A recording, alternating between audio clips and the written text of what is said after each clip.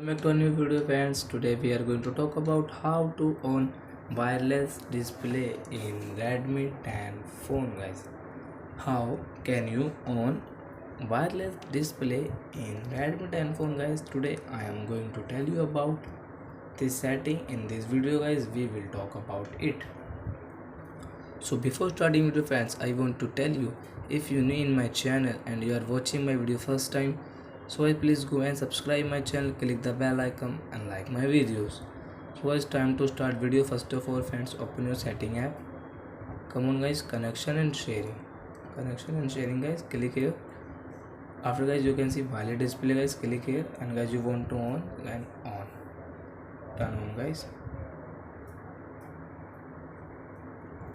So I think friends you have understood how to on wireless display in Redmi 10 phone guys. So that's it guys, thank you for watching my video guys. Now we will meet on next video with new topic.